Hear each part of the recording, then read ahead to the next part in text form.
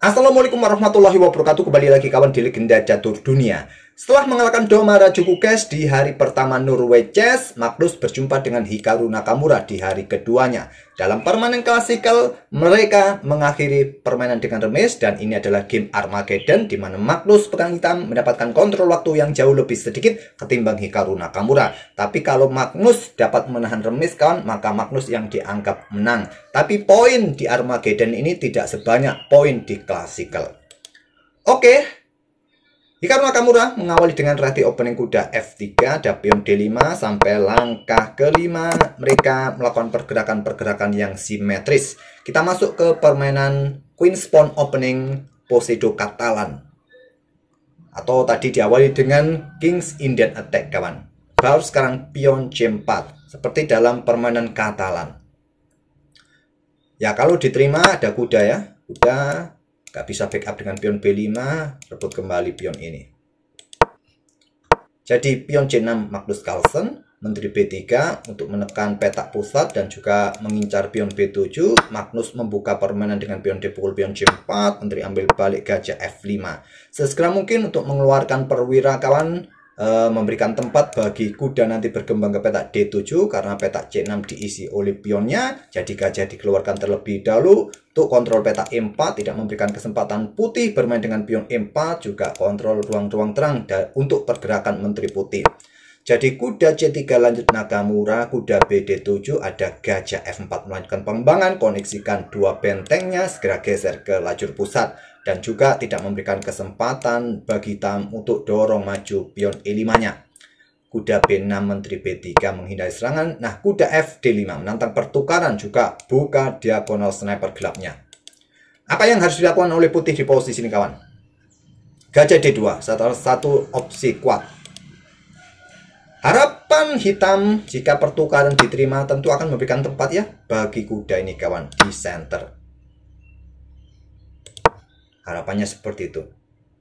Nakamura memilih menantang pertukaran gajah gelap, gajah Viacento Magnus Carlsen.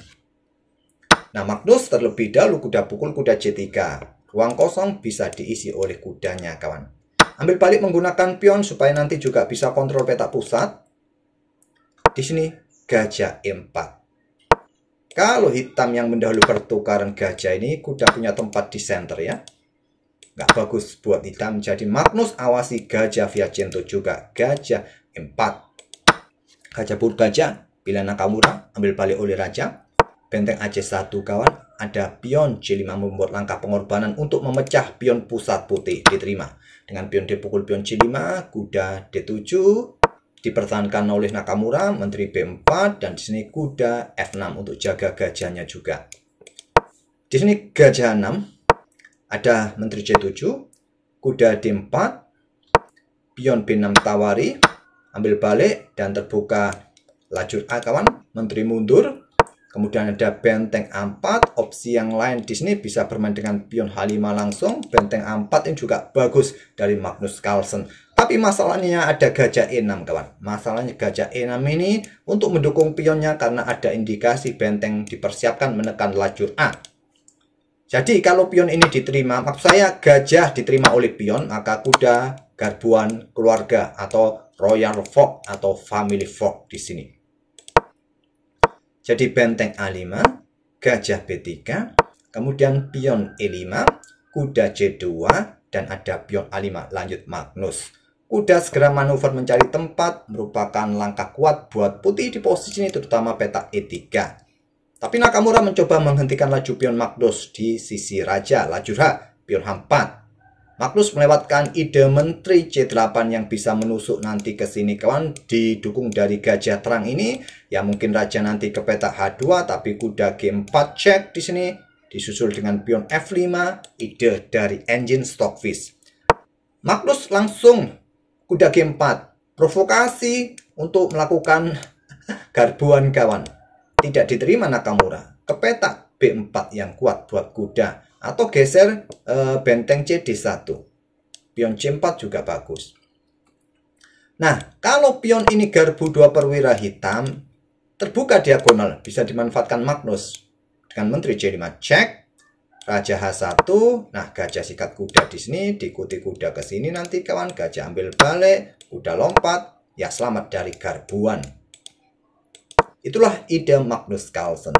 Jadi, pilihan Nakamura tadi kuda A3. Gajah A8 mundur kawan. Langkah kuatnya memilih dengan pion G5.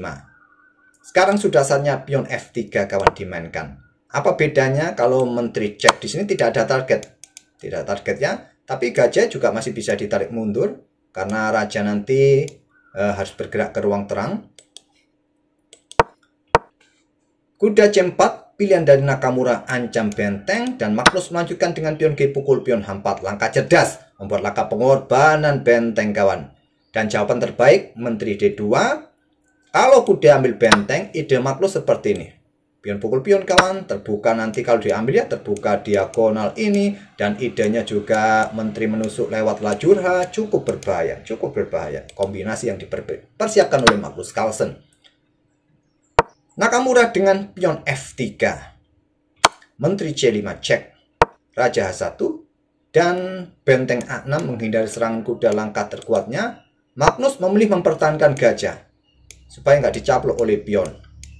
Nah, kuda tidak bisa dicaplok oleh pion, tapi kuda caplok benteng. Pion ambil balik. Tadi ada menteri ke E7. Terlebih dahulu nanti disusul dengan pion pukul pion menyelinap ke sini. Menurut engine lebih kuat. Oke, dengan kontrol waktu yang sudah mulai mepet kawan, Magnus Carlsen ambil balik kuda langsung. Pion E4, bukan menteri D2 kawan. Harapannya blokade diagonal ini. Tapi percuma kawan. Sulit untuk mendapatkan kuda secara langsung. Magnus Carlsen melanjutkan dengan pion pukul pion. Kalau pion ambil kuda, maka gajah meluncur cek. Nah, raja tidak bisa bergerak ke ruang gelap kawan. Kalian harus blokade dengan sesuatu. Ya, hancur sudah. Nakamura merespon dengan gajah D5. Gajah pukul gajah. Ambil balik. Dan di sini kawan kuda E3. Benteng G1. Untuk mengancam pion di sini. Pin pion kawan. Pion H4. Pion C4. Menteri D4. Dengan pionnya untuk pertahankan pion dari ancaman menteri ini lebih kuat menurut engine. Mungkin nanti benteng GE1 kah? Ancam kuda di sini. Benteng G8. Ya, dalam kontrol waktu yang mepet kawan, Magnus Carlsen melakukan kesalahan simplifikasi mengajak permainan endgame lebih cepat. Menteri pukul menteri. Ambil balik langsung kawan. Nah, benteng CD1. Ide bagus untuk melakukan pengorbanan kualitas kawan. Ini ide yang sangat bagus. Dua pion terkoneksi sulit dikejar oleh hitam. Tapi engine menilai permainan bisa berakhir miss. Nakamura langsung dorong pion D6 dan seharusnya langsung dikejar oleh raja menurut engine, tapi benteng B8. Magnus Carlsen ingin menusuk ke baris kedua kawan. Jadi tantang langsung dengan benteng B1. Benteng D8 kembali melakukan kesalahan. Benteng ke C8 mengincar pion yang di sini.